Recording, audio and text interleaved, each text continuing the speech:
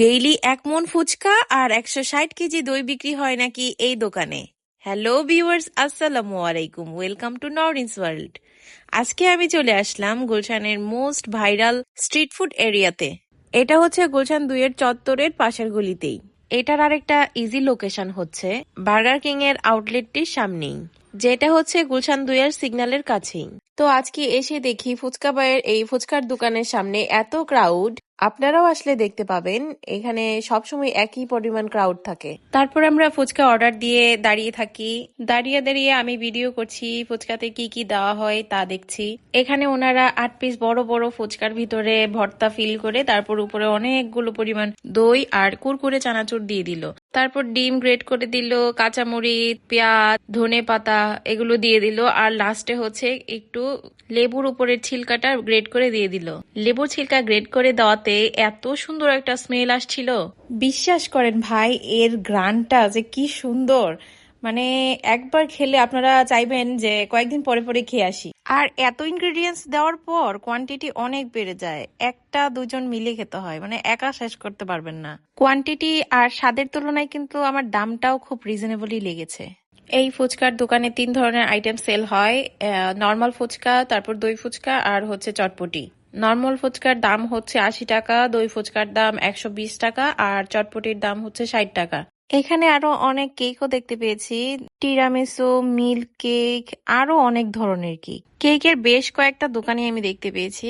আরো ছিল মোমো, তারপর হচ্ছে রাতের কাবাবের অনেক ধরনের কাবাব আইটেম, লুচি, পারাটা, ও এখানে কিন্তু হাঁসের মাংসও পেয়ে যাবেন। এখানে না কেকের স্টল গুলো গাড়ির পিছনের ব্যাগ ডালাই করে সেল করছিল।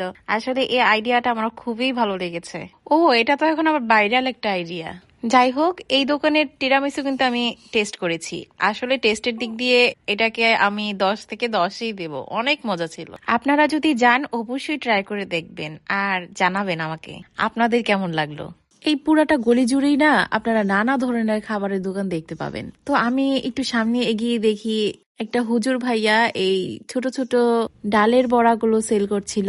তো এইখানেও দেখলাম মোটামুটি মানুষের ভিড় দেখে মনে করলাম যে না, এটাও মনে হয় অনেক মজা হতে পারে, তাই আমিও ১ প্লেট খেয়ে নিলাম আর আস্তে আস্তে বাসায় চলে আসলাম। একটা কেক বানিয়েছিলাম, চলেন এটা একটু ক্রিম দিয়ে ডেকোরেশন করি। এই যে আমি এই ট্রপিক্যাল হুইপ ক্রিমটা ইউজ করি কেকে। আজকে আমি আপনাদের সাথে শেয়ার করব ক্রিমটা কিভাবে আমি প্রস্তুত করি। কেকটা হচ্ছে এটা। এই কি হলো রে? ইঁদুরগুলা আমার কেকটার উপরে হানা দিয়েছে, চলেন ইঁদুরগুলারে ধরি।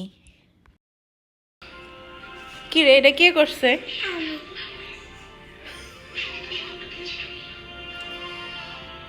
এটা তুমি করতে পারলা? এই হলো অবস্থা। আজকে আর ক্রিমটা ডেকোরেশন করা হলো না, ইনশাল্লাহ অন্য কোনো দিন আপনাদের নাও, সাথে তোমরা খেয়ে ফেলো ক্রিম সব। প্রস্তুতিটা আমি শেয়ার করব। আজ এ পর্যন্তই। If you like the video, don't forget to like, share, comment and subscribe. আল্লাহ হাফেজ।